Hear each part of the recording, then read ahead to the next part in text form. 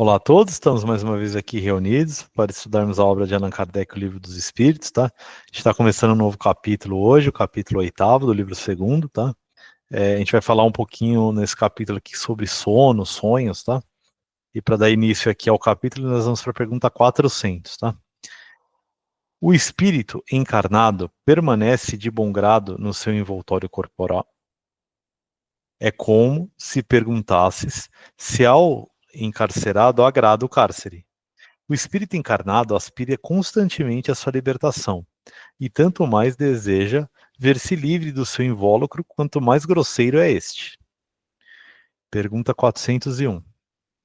Durante o sono, a alma repousa como o corpo? Não, o espírito jamais está inativo. Durante o sono, afrouxam-se os laços que o prendem ao corpo.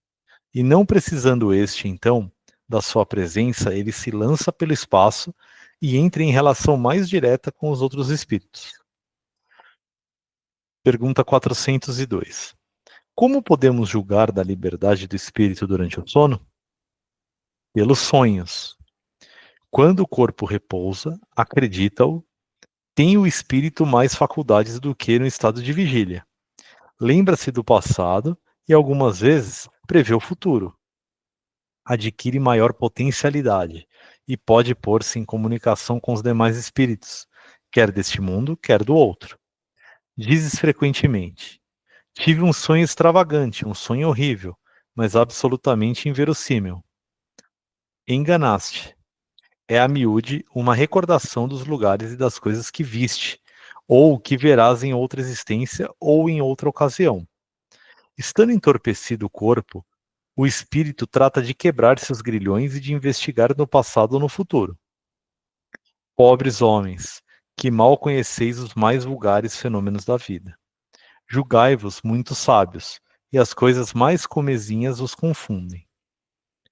Nada sabeis responder a essas perguntas que todas as crianças formulam. O que fazemos quando dormimos? Que são os sonhos?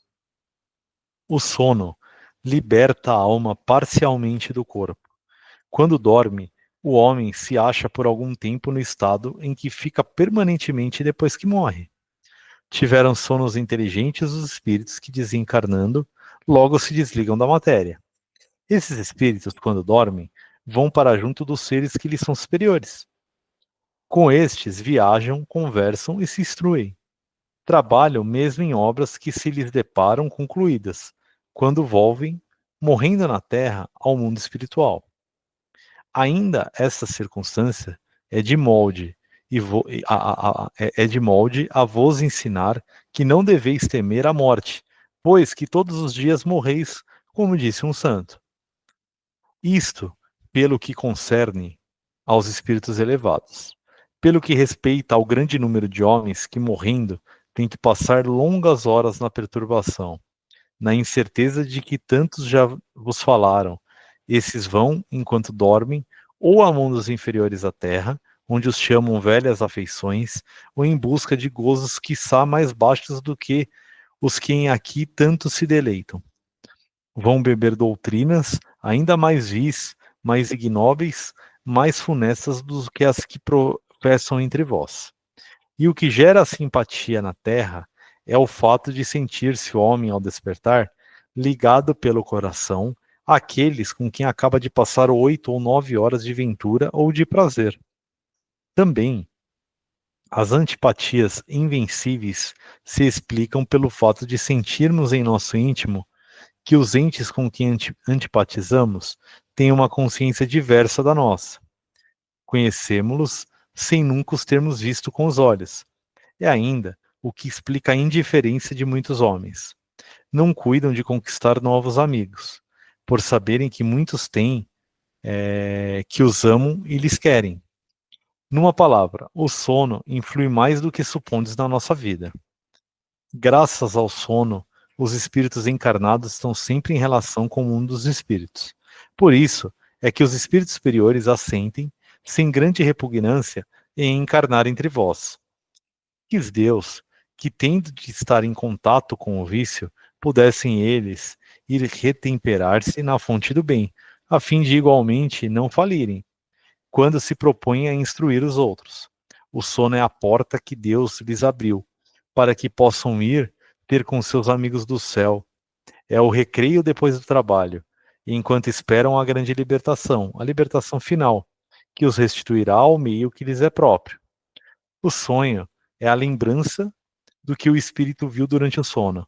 Notai, porém, que nem sempre sonhais. Que quer isso dizer? Que nem sempre vos lembrais do que vistes, ou de tudo o que haveis visto enquanto dormíeis. É que não tendes então a alma no pleno desenvolvimento de suas faculdades. Muitas vezes apenas vos fica a lembrança da perturbação que o vosso espírito experimenta à sua partida, ou no regresso, acrescida da de que resulta do que fizestes ou do que vos preocupa quando despertos. A não ser assim, como explicaríeis os sonhos absurdos que tanto os sábios quanto os mais humildes e simples criaturas têm? Acontece também que os maus espíritos se aproveitam dos sonhos para atormentar as almas fracas e pusilâmines. Em suma, dentro em pouco vereis vulgarizar-se outra espécie de sonhos, quanto tão antiga como a de que vimos falando, vós a desconheceis. Refiro-me aos sonhos de Joana, ao de Jacob, ou aos dos profetas judeus e aos de alguns adivinhos indianos. São recordações guardadas por almas que se desprendem quase inteiramente do corpo, recordações dessa segunda vida a que ainda há pouco aludíamos. Tratai de distinguir essas duas espécies de sonhos, nos de que vos lembrais, do contrário caíreis em contradição e em erros funestos à vossa fé. Os sonhos são efeitos da emancipação da alma, que mais independente se torna pela suspensão da vida, ativa e de relação. Daí, uma espécie de clarividência indefinida que se alonga até os mais afastados lugares e até mesmo a outros mundos. Daí também a lembrança que traz à memória acontecimentos da precedente existência ou das existências anteriores. As singulares imagens do que se passa ou se passou em mundos desconhecidos, entremeados de coisas do mundo atual, é que formam esses conjuntos estranhos e confusos que nenhum sentido ou ligação parecem ter. A incoerência dos sonhos ainda se explica pelas lacunas que apresenta a recordação incompleta que conservamos do que nos apareceu quando sonhávamos. É como se uma narração se truncassem frases ou trechos ao acaso. Reunidos depois, aos fragmentos restantes, nenhuma significação racional teriam. Então, né, hoje era um pouquinho longo aqui o que Allan Kardec e os espíritos trazem para nós, né? Mas o que é importante, né? Que o espírito se desliga do corpo quando nós dormimos, né? E aí nós encontramos no mundo espiritual, né? Espíritos superiores aí que nos aconselham, nos ensinam e nos levam aí para obras importantes até em outros mundos, tá? Mas também temos que tomar cuidado para não nos ligarmos a espíritos aí inferiores, tá? Que aí eles nos levam a mundos inferiores, a vícios, tá? Coisas ligadas à matéria, o que é muito ruim para o nosso espírito, tá? E isso tem a ver no nosso desencarne. Se a gente geralmente hoje sonhando, dormindo, está ligado a espíritos superiores, o nosso desligamento da matéria será muito mais rápido e a gente vai sofrer menos lá no mundo espiritual, tá bem? Então por hoje é isso, que a paz de Deus e Jesus fique com todos, graças a Deus.